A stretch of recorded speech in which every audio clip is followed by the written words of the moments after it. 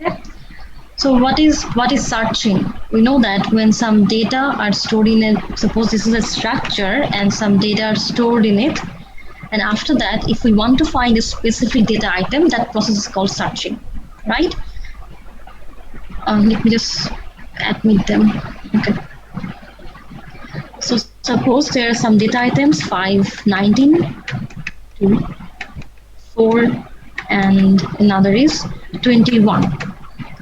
Okay, so now we have to store this data in an array or in a stack or in a queue. We can use any structure for storing the data elements. Okay, but where we can use this binary search and linear search algorithm, we mostly use it in an array. So we can store these 5 data elements in an array. Okay, so before storing the data elements, at first we have to declare it. So if data is an array and how many data elements we want to store, 5 data elements, so we can declare the array data and its size will be 5. Okay, so after that we can create 5 space here and we can start the position from 1, 1, 2, 3, 4, 5. Okay, so how the data will be inserted here?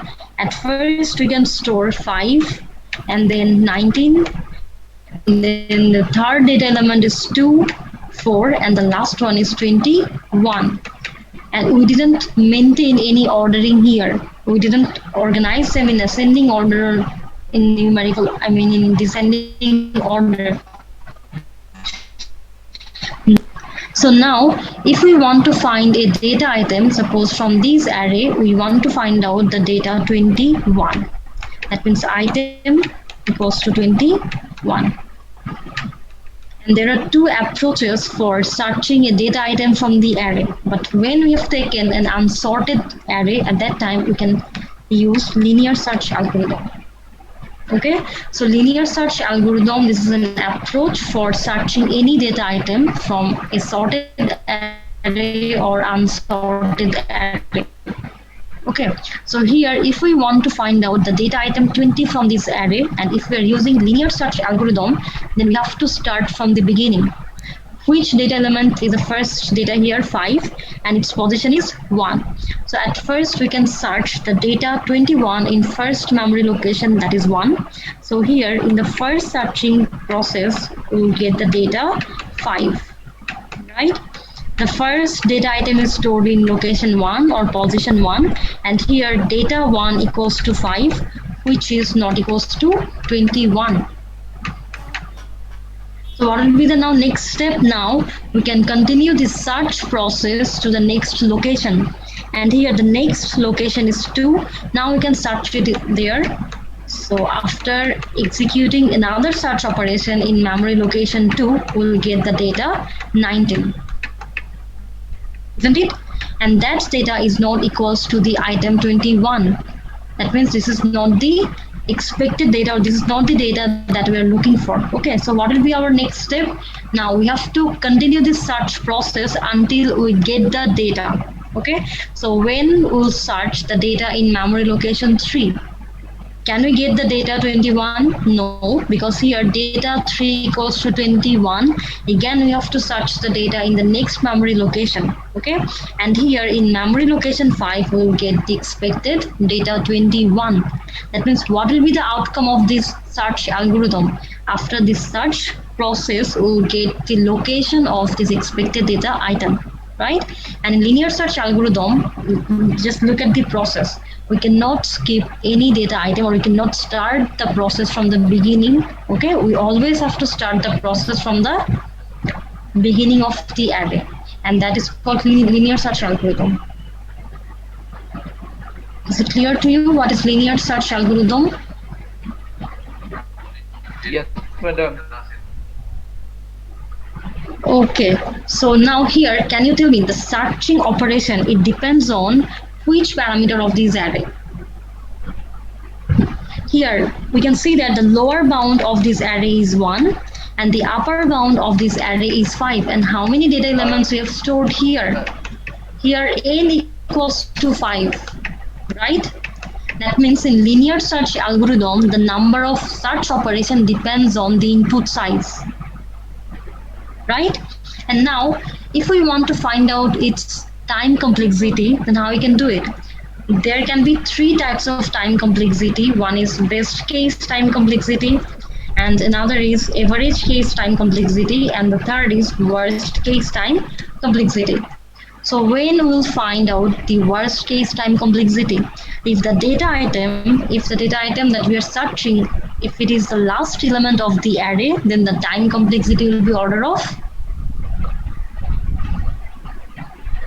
what will be the time complexity if it is the last element?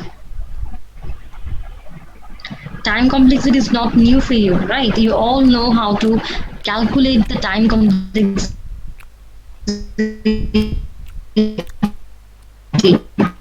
And here we want to search the location of item 21, and its location is 5.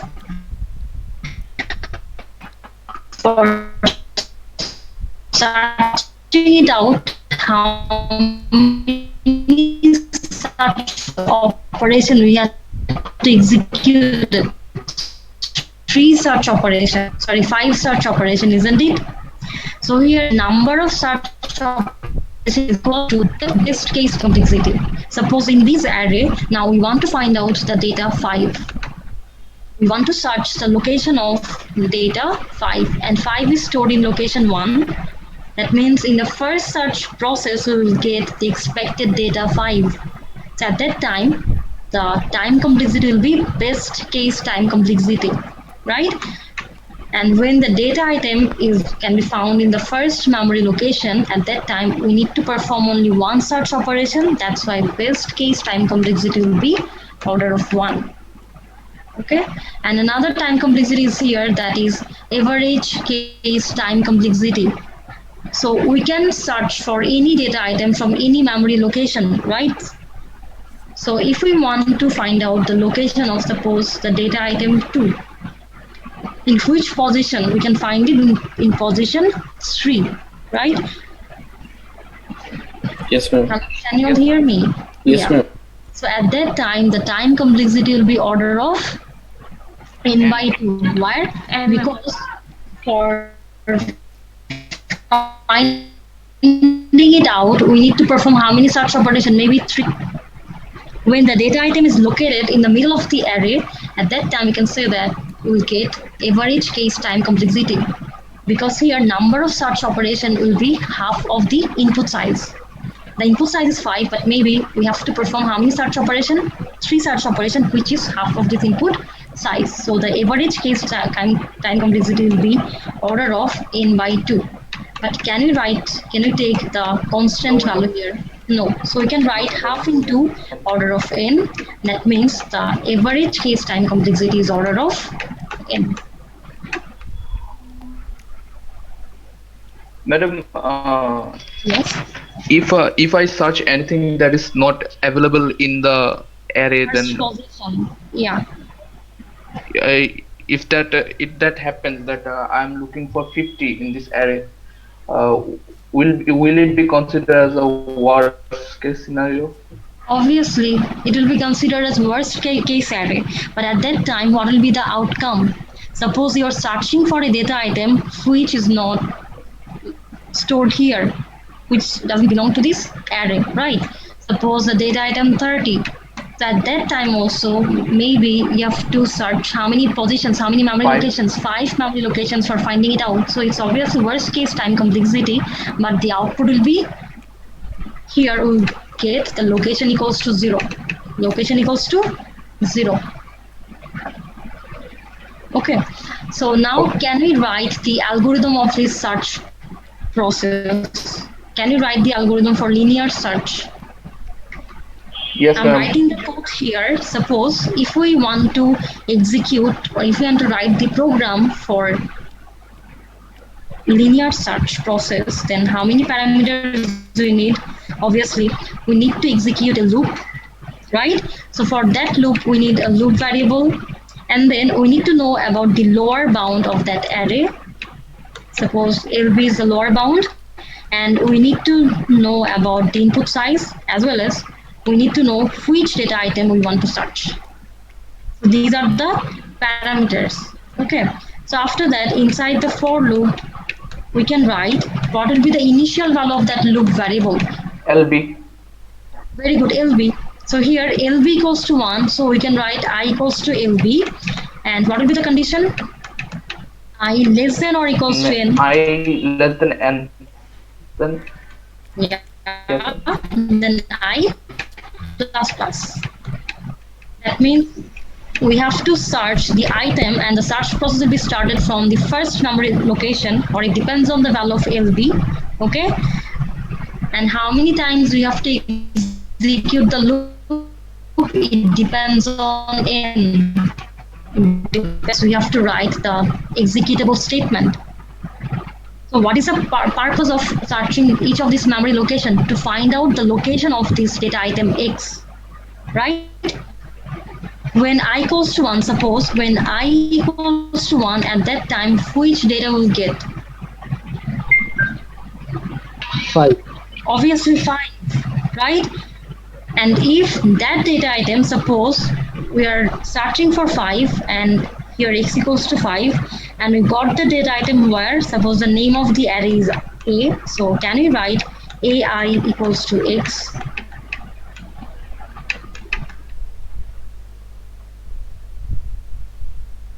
We are just checking whether the data item X belong to that array or not, or can you find out in ith location? Can you find the data X in ith location? No, madam. Right? No. No. Madam, So to another equals. no, I said that if our item is 5, suppose we are looking for 5, okay, and initially the value of I is 1. LB, that is I equals to 1. Then we can test the condition 1 less than 5 is true, is 5 equals to 5, which is true. After that, we can just print the location.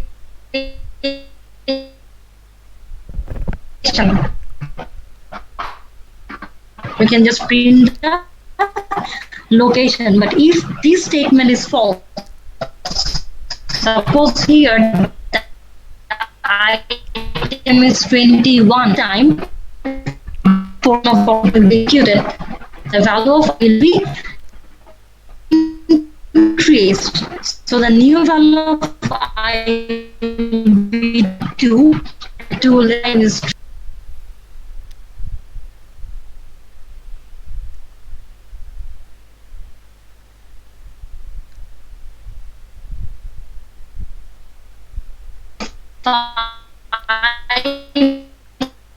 locations. Now the new and the condition is not true, so at that time we cannot execute this statement, so it will return the value 0. Location will be 0.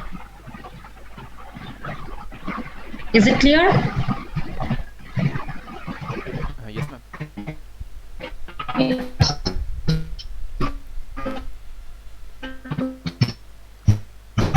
Yes, madam. Okay, let's try to write. Okay.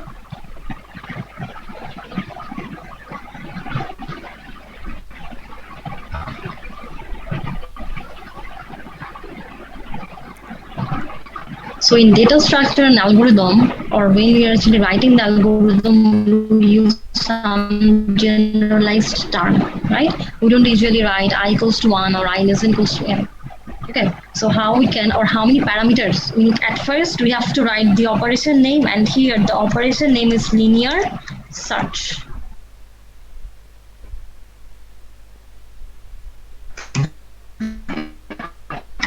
Then inside the parentheses we can write and then the size of the array, so we can write n, and we need another variable k, or we can take I.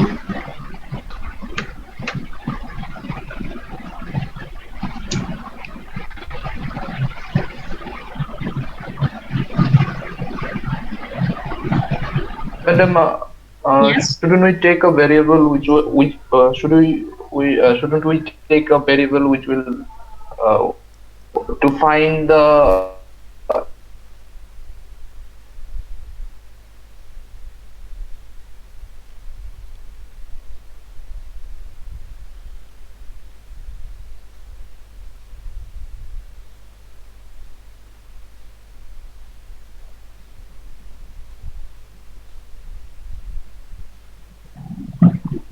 Then set Very good. So the first step will be set I equals to LV.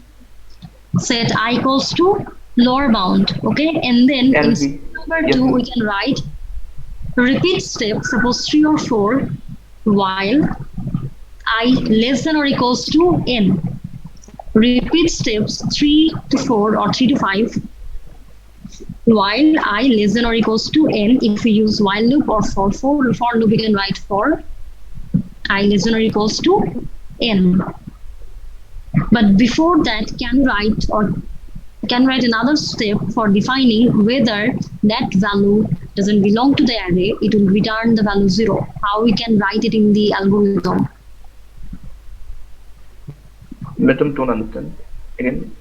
My question is, so what is our first step? First step is set I equals to LV. LV. That is the first step. And next step is Repeat 3 and 4. repeat step 3 and 4 for While I equals to I less than equal ND. n. Na N only, madam. Isn't it? But how we can set Yes, another ma'am. condition, that is if I greater than n, then exit, where you can add that step. If I greater than n, do we need to write it?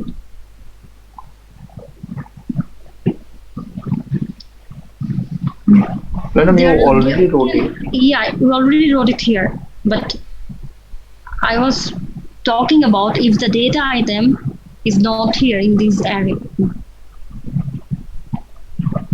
In that case, return 0. No, madam. Location equals to In 0. that case, you won't Say get it here. anything. Okay, just try. At first, you try. Okay, just try to create the algorithm. Our first step will be set I equals to lower bound, and then repeat steps 3 and 4 for I less than or equals to n.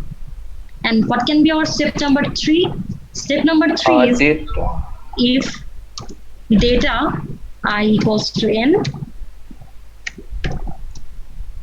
Then step number 4. No, madam.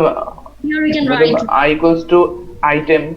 Very good. We Item. should take item. Yeah. So if data I equals to item,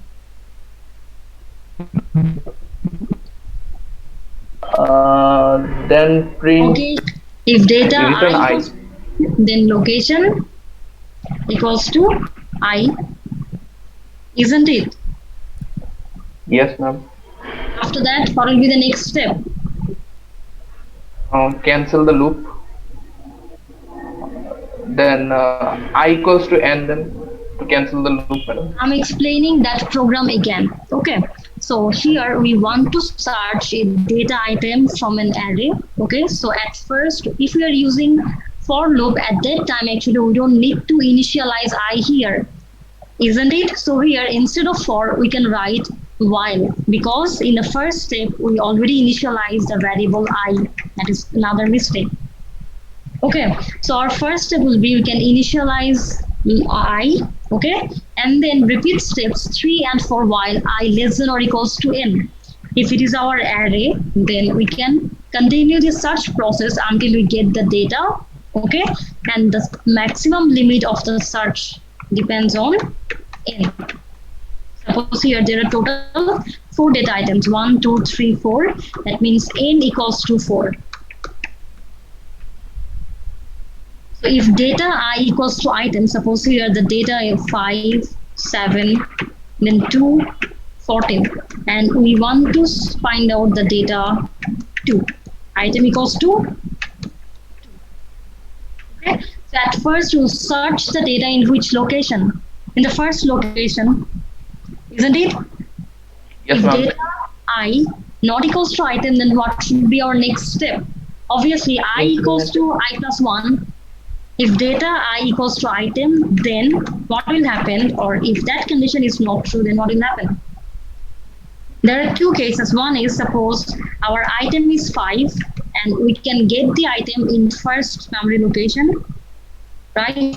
So data 1 equals to item. At that time, we can write then location equals to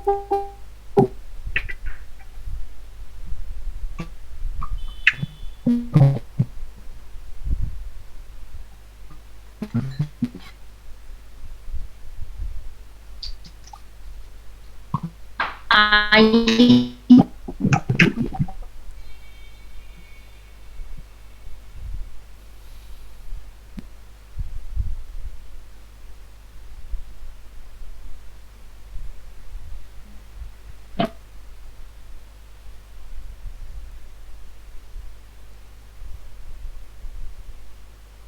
and then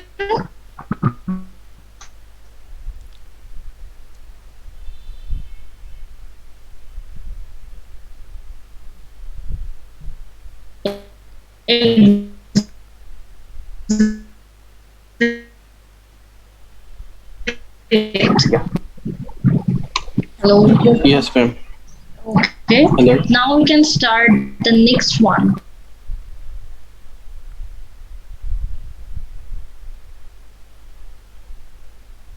Previous one, in linear search algorithm, we can use both the sorted array and the unsorted array.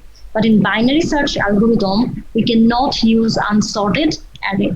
Suppose some data elements are given 5, 7, 2, 19, and then 3, 21, 27, 14, 10, 20. So how many elements are here? 10 elements. 10 elements. Okay. So now we can declare an array for storing all those 10 data items. And if we want to use binary search algorithm for searching a data, we cannot store the data item in this order. We have to organize them in ascending order or in descending order. Suppose we want to store them in ascending order. So what will be the first data element? If we want to store the data in ascending order, then we have to store the lower data items first and then the higher data items. So here the smallest one is 2. At first we can store 2, after that 3, and then 5, then 7, then the next one will be 10, and 14, 19, 20, 21 and 27. Okay, so for the binary search algorithm, at first we have to organize the data in ascending order or in descending order. Okay, after that here we can see that the upper bound is 10. There are total 10 elements and the upper bound is 10. And what about the lower bound? The lower bound is 1. So if we apply linear search process here for searching the data item 3, then how we can search the data item? Suppose item equals to 3, and if we want to apply linear search algorithm, at that time we have to start from the first location, then we can get the data in the second location. That is linear search. But what will happen if we have an array with hundreds or thousands of data elements and the item is located in that 100th position? That means we need to perform search operation 100 times, which is time consuming. So that's why we prefer to use binary search algorithm. Okay, so in binary search algorithm, the data element or this array will be divided into 2 sub-array. So how we can divide the sub-array depends on the upper bound and the lower bound. So at first we have to find out a mid value. So mid equals to upper bound plus lower bound divided by 2. And here upper bound is 10 and lower bound is 1. So 10 plus 1 divided by 2 equals to 5.5, isn't it? When the number of data element in this array is even, we will get 2 middle element. So here we can divide the array into 2 halves. This is our first half of the array and this is the second half of the array, and each sub-array has 4 data items, and this 5 and 6 or this 10 or 14 is our 2 middle data element. If we have taken an odd number of data element, at that time we get only 1 mid value. But here, how many mid element we got? 2. One is in memory location 5 and another is position 6, right? So this is one sub-array and this is another sub-array. Okay. So from these two middle element, we have to decide which one we want to take as a middle element, 5 or 6. We can take the first one. We can take 5 as a mid value. So here mid equals to 5. This is our middle value. 5 is the mid value. And now we have to check whether the item is smaller than or higher than the mid value. Item equals to 3, and what about the mid value? 10. 10. 10. Right? So 3 is less than 10. So when the item is less than the mid element, at that we have to we have to decrease the upper bound value by 1. Look at this. If we want to search the data item 3 at that time, which array should use? This subarray or this subarray? Which one? Obviously the left one. Left one. Yes, ma'am. When the data item is smaller than 10, look at the array. How we organize the data in ascending order. That means obviously all the data elements that is smaller than 10, we will find it out in which array in the leftmost this array. Right? Yes, ma'am. Okay, so now that means the lower bound value will not be changed, but the upper bound value will be changed. In this subarray, we cannot use the upper bound value 10. So how we can reset that value? When the data item is less than the mid element, then we have to change the upper bound value, and upper bound equals to mid minus 1. Upper bound equals to mid minus 1. And what is the value of mid? Here mid equals to 5, so now the upper bound value will be 4. Is that clear? So now we will perform this binary search algorithm in which side of the array, in this side of the array, on this subarray actually. So now this is our lower bound and this is the upper bound. So how many data elements this subarray has? 4 data elements, Yes, ma'am. right? Then now again we have to divide this array into 2 subarray.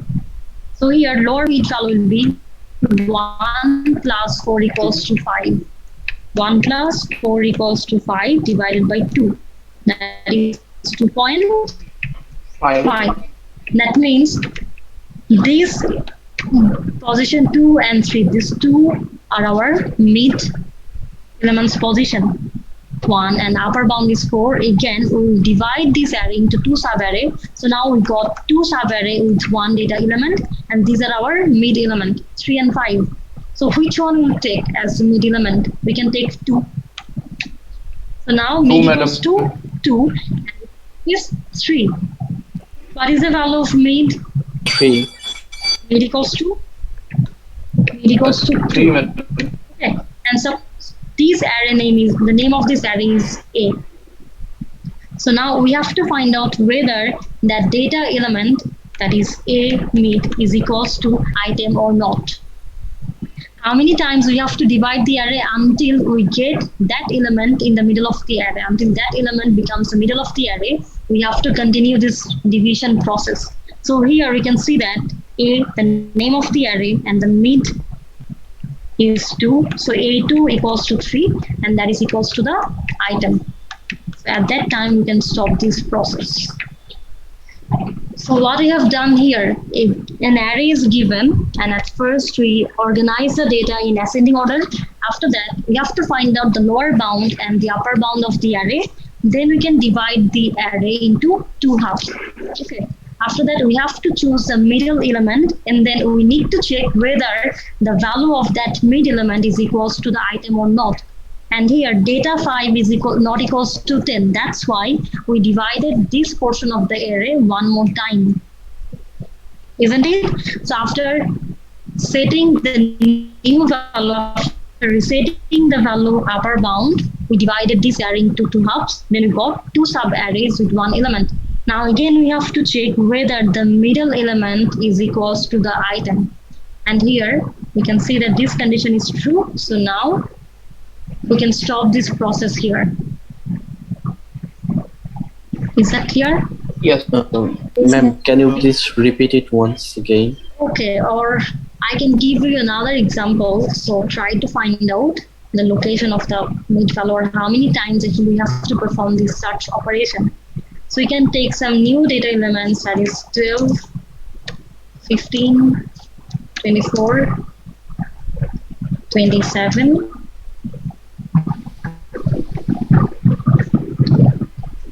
8, 4, 20.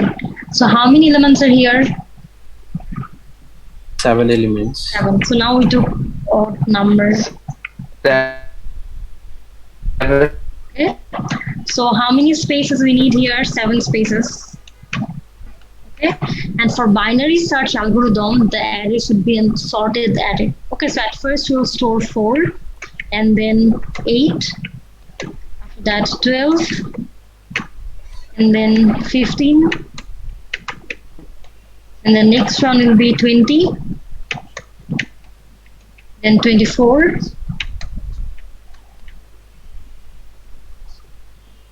And the last one is 27. So what is the value of lower bound? Lower bound equals to 1. 4.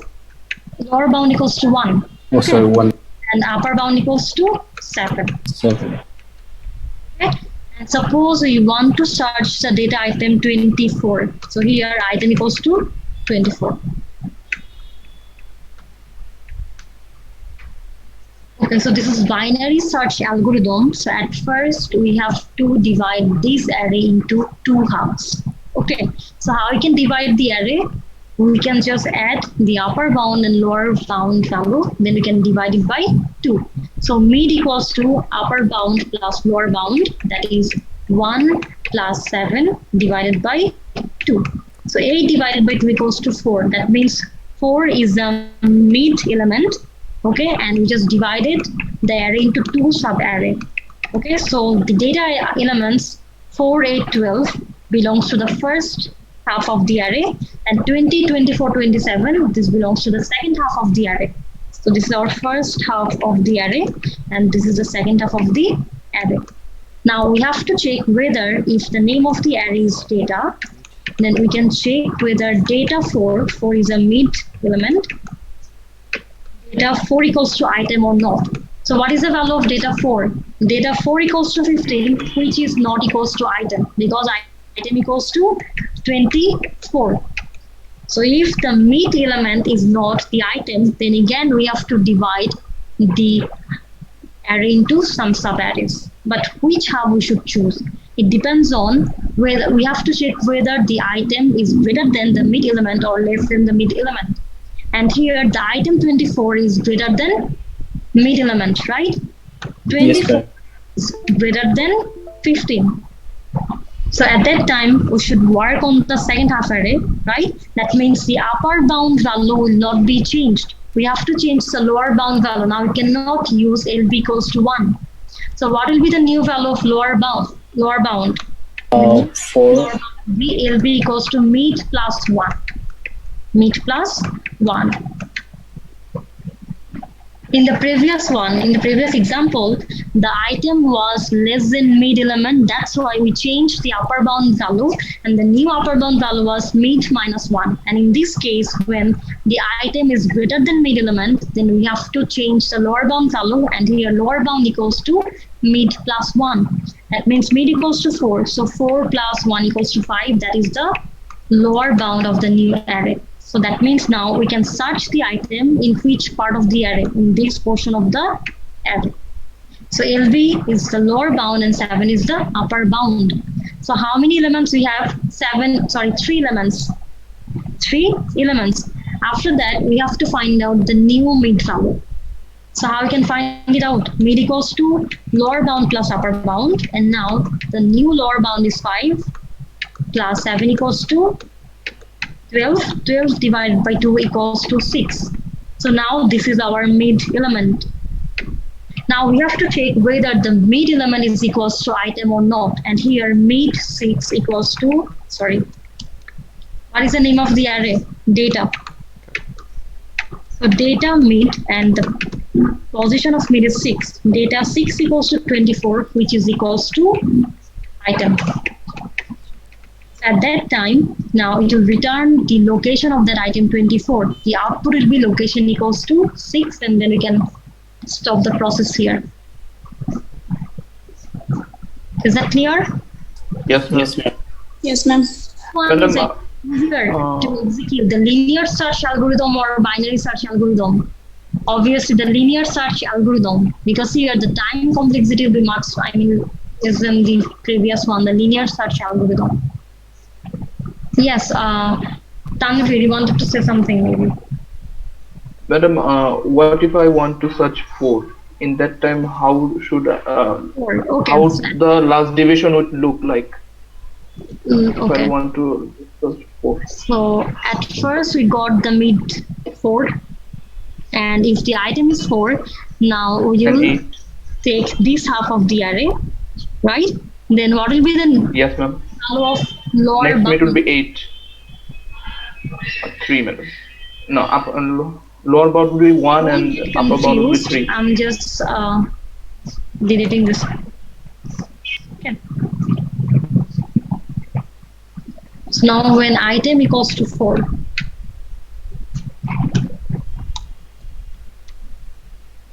now we have to change the upper bound, isn't it? So what will be the new upper bound value? Upper bound equals to mid minus 1. And here mid equals to 4. So 4 minus 1 equals to 3. Yes, Now ma'am. this is the upper bound. 3 is the upper bound and 1 is the lower bound. So again we have to find out the mid element of this array. So mid equals to lower bound plus upper bound, that is 1 plus 3 divided by 2. 2. That means 2. So which one is the mid element here? 8. The item is 8. Yes. But this is not answer. Now we have to check whether the mid element is the item. But here data 2 equals to 8, which is not equals to item. That means again we will divide the array into sub-array. But look at this. If we want to change the upper bound value, now the upper bound will be 1. One. Isn't only one element left.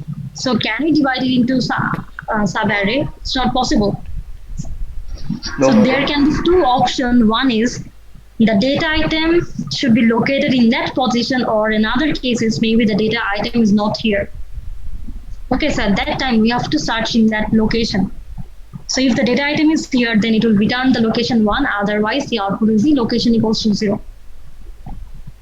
Madam, do we use that linear search again to find this 4? When we have only one data element, can we divide it? We can't divide No, it, madam. right? That's why I'm saying there can be two choices. One is the data item is here in that location. That would be your output. Otherwise, the output will be location equals to 0. When we have only one element in the array, we cannot now divide it into sub-arrays. That's why maybe that is a location where you can find the item, or maybe the item is not there. So this is binary Yes, ma'am. search algorithm.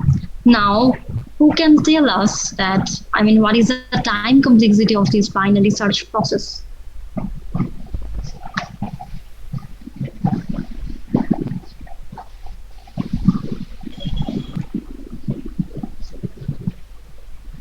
When the data, now, what is the value of n here? N equals to 7, isn't it?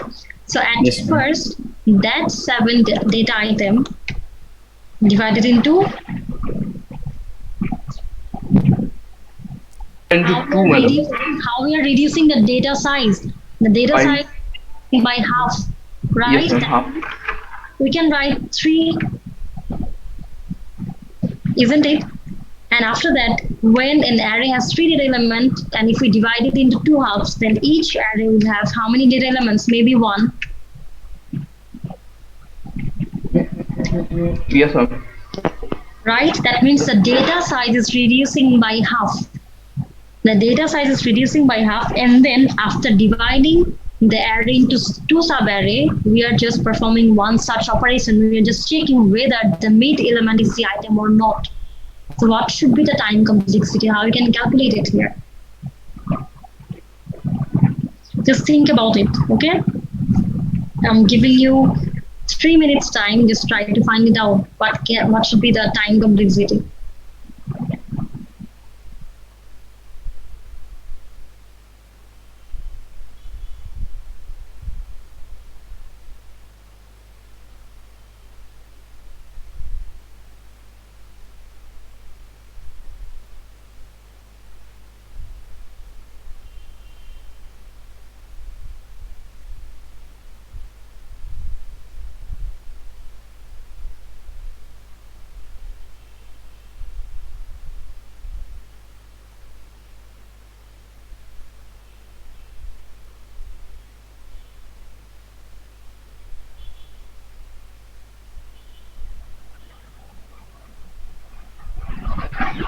Hello?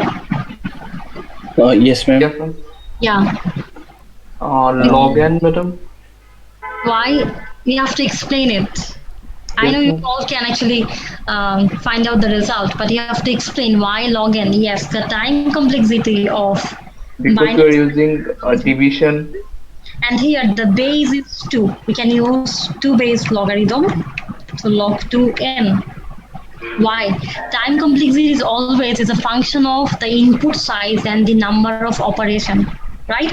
So at first, think about the data size.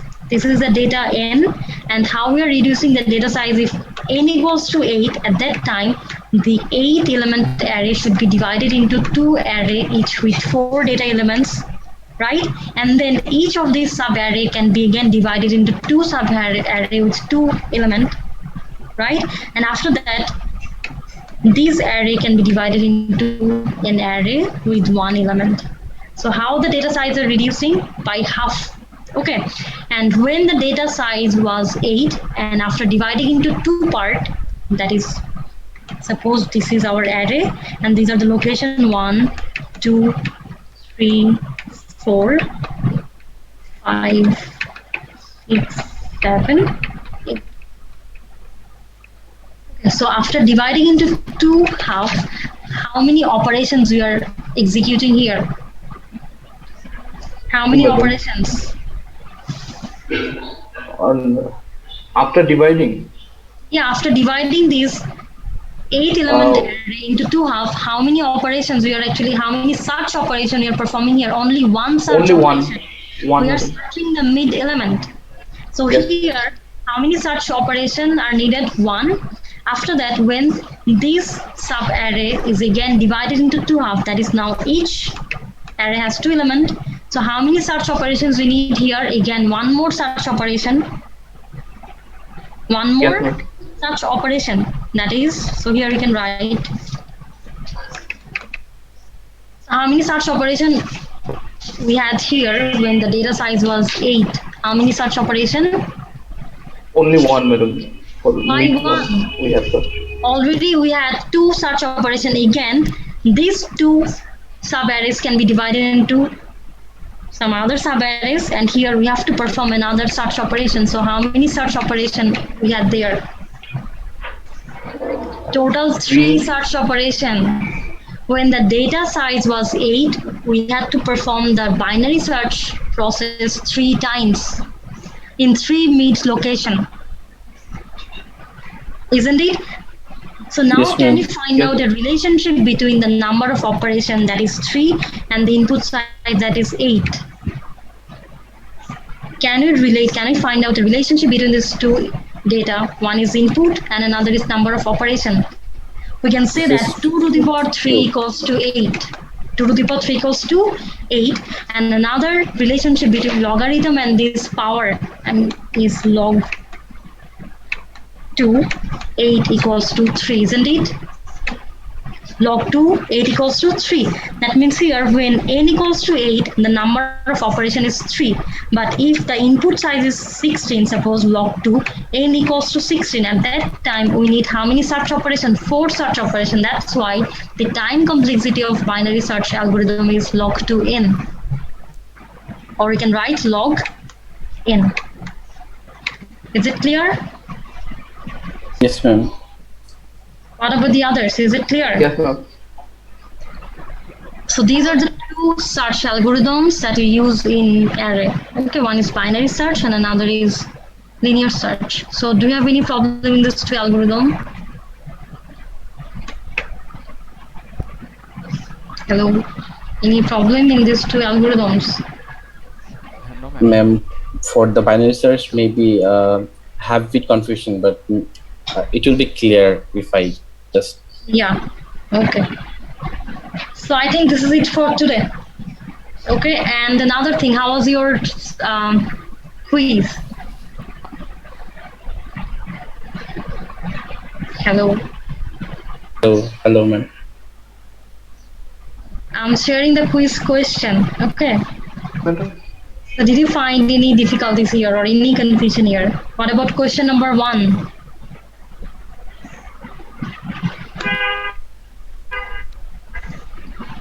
Hello. Hello, ma'am. Question 1 was It's 50. easy. Okay, and what about question number 2? I didn't get the point for the questions too, so I just ignored. Okay, so let me just discuss about that question. So the question was, you have to create an expression, right? And how you'll choose the operands based on your ID. I just assigned some values for each of the, suppose your IDs can be 10 digits from 0 to 9. So I just assigned an alphabet to each of these digits. Suppose 0 equals to A, 1 equals to B, and 2 equals to C, right? And if your ID is suppose 1920347 8, suppose this is your ID. So how you can create the expression now? For 1 you can write B, for 9 you can write J, right? For 2 you can write C. In this way you can just organize all the operands of your expression. Okay, after that, after writing some operands, now you have to add some operator for making it an expression. So how you can set the operator? I told you that you can add the operator after 2 operand or 3 operand, it's up to you.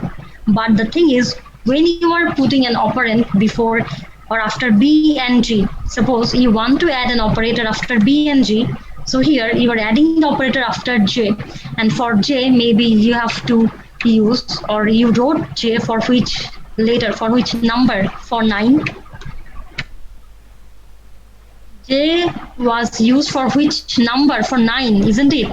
Yes, ma'am. Maybe for that character, for that digit, you have to use the operator plus, and for 1, which was replaced by B, for that number you have to use minus. So here you are adding an operator after 1 and 9, that is after B and J. Okay, so here the operator is J, the second operator is J, so you can choose plus. That was the question.